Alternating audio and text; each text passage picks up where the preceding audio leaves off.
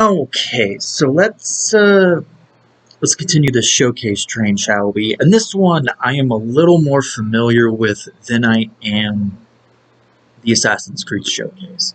The Assassin's Creed showcase was a 30-minute showcase, and this one, the D23 Disney and Marvel game showcase, but not just Disney and Marvel, also Lucasfilms, and 20th Century as well, was 24 minutes long, which is highly underwhelming for a showcase in general. And there were a lot of issues with this showcase, so to speak. So let's jump right into it, shall we? So here's the thing. My issues with this showcase is if you do a showcase, and this showcase very much is trying to emulate a Nintendo Direct-esque showcase. If you are doing a showcase the games. Go in depth on them. Actually go above and beyond to showcase your games, especially your flagship ones. Your minor ones, you don't really have to go that in depth into. You can just do a little quick by mention with a teaser trailer or whatever, like your mobile titles. You don't need to go in depth on your mobile titles, which this direct showcase is very much got plenty of. There are quite a few mobile titles throughout this Disney Marvel showcase. And my other issue is that they showed Star Wars Jedi Survivor in the opening montage. But then they don't go in and talk about Jedi Survivor at all throughout this entire direct, which is very misleading because a lot of people saw that and was like, wow, we're going to get Jedi Survivor information, and then it no-shows the thing in its entirety. And you're like, well, where was it? Why was it in the montage, the opening montage, if you're not going to cover it? And the ending montage, that's a little more understandable. The showcase is ending. It's a game that you own, so show it. And we already know about you, my man. But again, showing it in the opening montage is a bit misleading, and I think kind of an oversight. If you're going to have a montage before your showcase, you should really only have games being showcased in the showcase in the montage. Like Illusion Island right here. Like Midnight Suns, which is the only game they truly showcase throughout this entire showcase. Everything else is the bare minimum or a solid trailer. Like Illusion Island here. This is a good example of a trailer in a showcase. Dreamlight Valley, their overview of the Toy Story stuff in it, is a good example of how to do the showcase. The Midnight Suns and the prequel shorts they're going to come out with in October to basically get people better acquainted with the heroes in the game. That was the best example of showcasing a game in the showcase. That was awesome. But those three games are it. That's all there is. Those are the only games that they showcased well. Everything else, and they did not do a good job of showcasing. To me, this showcase feels like a poor man's Nintendo Direct. It's not bad, it's not offensive, but it's just mid. It's not great. It's highly underwhelming. Anytime a mobile title pops up on the screen, I feel underwhelmed. I'm not going to play any of them. I'm not going to play Marvel Strikers. I'm not going to play Marvel Snap. I'm not going to play your MMO RPG shooter mobile Avatar game. Avatar Ragnarok, I think is what. Ragnarok. It's one of those two. I'm not going to play that. I'm not going to play Mirrorverse, although that was probably the best looking mobile game in this entire You heard what the trailer said. Marvel's Midnight showcase. Suns is The coming only out one that was this year on December game. 2nd for Windows PC, PlayStation And 5, and Xbox Series X and like I S. said, And it's aside available from for that, pre-order I mean, but that's not much else gets a really good Mobile Strikers, Mobile Snap. I don't care. They brush by Avatar's Dark or Aliens Dark Descent. They even brush by, quite frankly, the biggest game Nintendo or Disney shows in this direct or this showcase. This right here is their biggest game coming out that they're actually showcasing in this showcase. Is it their biggest game in the pipeline? I wouldn't think so. There's 4 other games that I think take that spot, including both of Insomniac's games, the aforementioned Star Wars Jedi Survivor, and Kingdom Hearts 4. I think all 4 of those games are bigger title than Avatar Frontiers of Pandora, which is a AAA open world game made by Ubisoft. And then you have this right here, which is underwhelming in its own nature because it's just announcing a Galactic Edition, which is just adding the 2 character packs to the base game and nothing else. It doesn't feel very galactic to me. If anything, that's the bare minimum of a Galactic Edition. And then I have no issue with the Monkey Island thing. I actually think that's a little good. I have no issue where they do the overview of the freaking announcing the remaster of Gargoyles. And like I said, Mirrorverse, the best looking mobile title this game has to offer. And then they go into the free-to-play kart racer they're coming out with, which will probably be heavily microtransacted. But, I mean, it is what it is at that point. I mean, Speedstorm's going to be Speedstorm. Whether it succeeds or not depends on how actually functionable it is and how viable it is without spending too much money.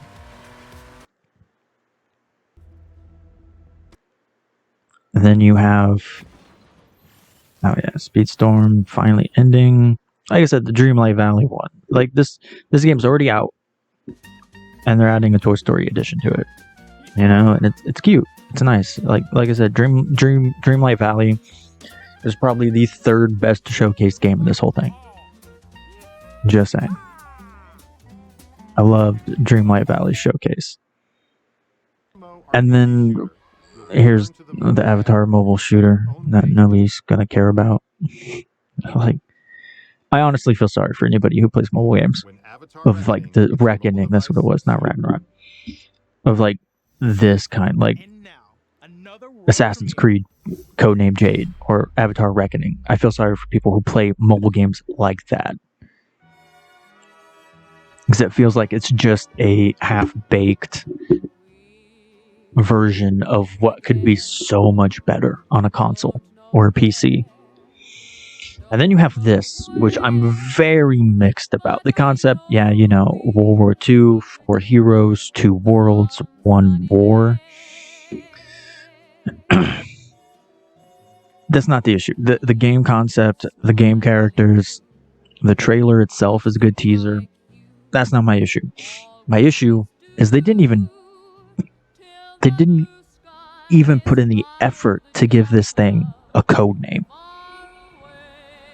Why would you not give this thing a code name? Give it a code name. At the very least, nobody wants to refer to this as, oh, yeah, you know, the Skydance Captain America Black Panther game set in World War II. It's a bit of a mouthful, bro. I don't want to say that. Just give the name just give the game a code name, dude. That's all you have to do. And give it a code name. I mean, come on. Is it really that hard if you don't have a name ready? And this is probably the thing that made me the most mad, is what they end the direct on, like, or the showcase. Why would you end the showcase with a mobile Pokemon Go knockoff? Why? Why? That is an extremely underwhelming way to end this direct showcase. For real. Like, this should not, by any means, should any mobile game ever be the finale of a showcase, a direct, a presentation, whatever you want to call it. A mobile game should never be the finale. Ever.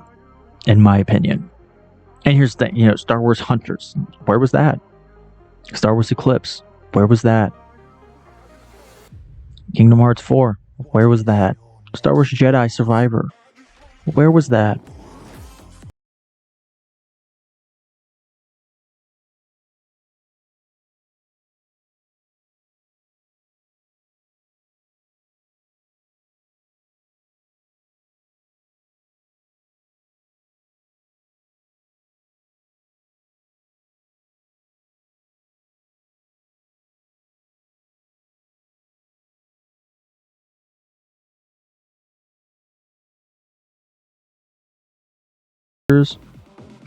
Another Kingdom Hearts. There was the Wolverine shot. Where was Wolverine? Like, I get it. I'm not dumb. Sony could have said no to both Spider-Man and Wolverine, and Square Enix could have said no to Kingdom Hearts 4. Oh, come on. Star Wars Jedi Survivor, there was no reason to at least not show some gameplay, if not a little more meatier of a trailer. And here's the reason why I have a little more knowledge on this game. It's because on Amino, Disney Amino, I just recently returned 3 days ago, as you can see. I made a blog called Disney and Marvel Game Showcase, D23 Expo, where I made this picture so I can have like a little cover. And then I just kind of go through, the mobile titles, like Strike Force is a gacha game, Marvel Snap is a card game, but World of Heroes is a 9-tech game, Reckoning is a mobile RPG shooter, and then I mentioned Mirrorverse in here, saying at least the trailer looked cool. But I can't get into mobile games, partly induced because my phone's like ancient, but also because I just don't have the time. Speedstorm, it's cool looking, it's a free kart racing game, but who knows how heavy the microtransactions are. It's a cool game for sure, but the Galactic Edition is very underwhelming. I mean, these 13 character pack right here, this is all as being added to the Galactic Edition. You buy the Galactic Edition, you get the base game and these 13 characters, and that's it. There's no other extra content attached to the Galactic Edition, which doesn't make it feel very galactic to me. You have Return to Monkey Island. I have no issue with that. That's fine. It comes out on the 19th. You have them remastering the Gargoyles 2D game from the 90s. Dreamlight Valley, like I said, probably the third best thing they showcased. Aliens Dark Descent. It's a top-down tactical squad-based game. Not my kind of style, but I'm sure somebody will like it. I wish it was more akin to Isolation, like I said.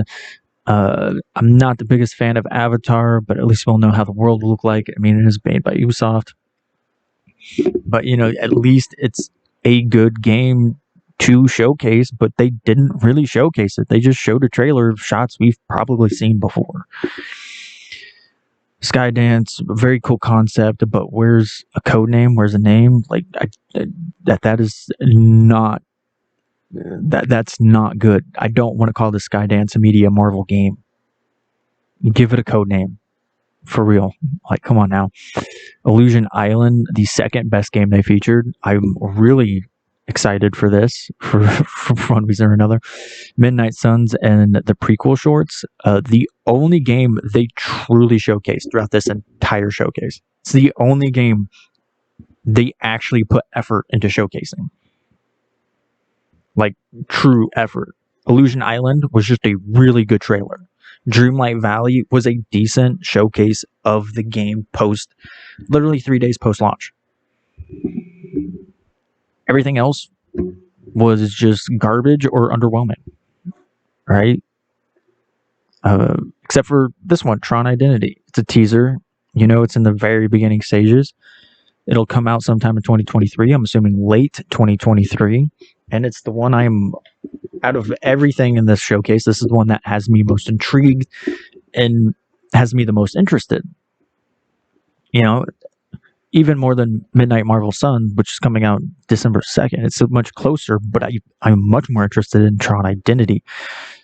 Mostly because Marvel Midnight Sun isn't even in like my typical gameplay style, so it's like that's kind of holding it back. But yeah, Tron Identity, I am much more fascinated in because it's not an open world action game like most games are trying to be nowadays. This is more of a visual novel, high production puzzle game, as he says in the panel for the ultimate for the D23 panel he was on. It's at the end of one of these. Yeah, no, this blog was very long. This quote was cute. Any day spent with you is my favorite day, so today is my new favorite day. John Stamos quotes that when he's reminiscing about Bob Saget at Disneyland. It's the voice of Mickey. Yeah. Nope, that's not it. I think it is here, though. On this third day. Yep, there it is. Because they had a panel celebrating the 40th anniversary of Tron with Bruce Boxleitner, who played Tron and Alan in the original Tron. And then after that, they were talking to the Tron Identity developers on the couch. And they showed the teaser again from the showcase. And he explains that the main character is a detective programmed named Quarry, who is investigating a mysterious crime. He said the game is a visual novel-like with a big production value and some amazing puzzle gameplay. His words, not mine. So, yeah. And then, the D23 in general was just okay. Like, it was an okay D23. Nothing mind-blowing, nothing absolutely brain-melting. I will say that, some of the trailers they showed was good. Especially Secret Invasions. That was a really good trailer. Werewolf by Night was amazing. Willow looked great. Andor looks fascinating. Tales of the Jedi looks amazing. Both Percy Jackson and National Treasure look good. They look intriguing. But anyway... But like I said, here, they're missing Jedi Survivor, Kingdom Hearts 4, and both the Sumnet games. Probably not their fault. Probably Square's and Sony's. Again, Jedi Survivor has no out like the other three do. And in conclusion, I do say it feels like a rushed Nintendo Direct because it does. And at the very bottom, I go into this rant about the hope it gives me. Because even though this showcase was very mid, very average, and very, for the most part, underwhelming. It was decent, but underwhelming. Because the Tron Identity popped me in the very beginning. Like, I popped for that. That was great. And then nothing else during the showcase made me pop. Except for Illusion Island, which was the second game they showcased. The first two games they showcased made me pop. And everything after that, nothing, except for the Skydance game, which then just was followed by confusion. But anyway, I came here and I say that, it's very weird to end on the Marvel Go Pokemon Go game. Underwhelming ending, true. The biggest thing in the showcase does for me is it gives me hope for a better Disney presence in the gaming landscape. Disney hasn't really had a big presence in the gaming world for over a decade. It pretty much has only been Disney Infinity, EA had Star Wars, and a stranglehold until last year when their exclusivity on it finally ended. Now the series can breathe and we get some good developers who might actually care about it. We all know EA doesn't have the best reputation, but I do have faith in Respawn. So thankfully they're in charge of Fallen Order, especially with that tweet where EA tweeted shit talking single player games, and Respawn tweeted back saying, do they know what we're doing? Do they know what we're working on? It's a single player game, man. And also Marvel has finally found a really solid footing in the past 5 years or so, Spider-Man and Guardians of the Galaxy being big examples of very good quality games. Now with this, I have hope of Disney bringing back its own IPs outside of Star Wars and Marvel, which never left. It'll be exciting to see Disney games again that aren't just movie tie-in cash grabs. Some might still be, but who knows? Either way, this showcase gives me a lot of hope that Disney is finally coming back into the gaming landscape. So I'm excited to see what Disney invests in and gets going with their IPs, like with Tron Identity. That is a very bold step to make a Tron game that is not an open world action game, given its very virtual, almost cyberpunk aesthetic. I'm super excited for that Tron Identity game if you haven't caught on by now. But yeah, so the D23 Disney and Marvel game showcase was okay at best. Really good start with Tron and Disney Illusion and showcasing Marvel Midnight Sun. But then everything else after that was and feels like filler, except for Dreamlight Valley and Skydance. That's like 50% of the showcase that really didn't matter or was underwhelming. If they would have showcased a little more of Avatar Frontiers of Pandora, then it would have been exciting. But they didn't. If they would have showcased or at least put a new story trailer out for Jedi Survivor, that would have been exciting. But instead, they decided to give us nothing too exciting. Or they decided to showcase stuff in a non-exciting way for a majority of the showcase.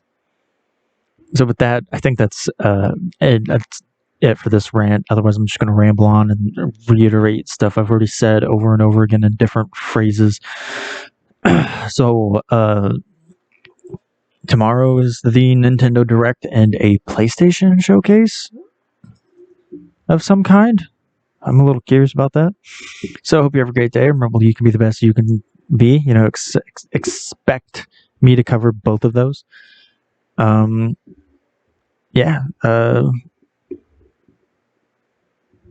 Be the best you can be.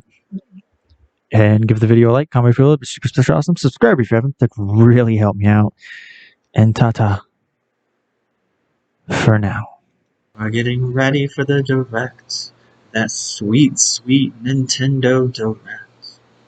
Give me my Zelda. Oh, why can't I sing? Please tell me why I can't sing. It's a curse and a plight, and I don't even have this microphone plugged in because I'm an idiot. I really don't. I'm just rambling, and this is just a test recording. Like, nobody's really gonna see this. I'm not gonna show this to anyone. Maybe Momo. That's it.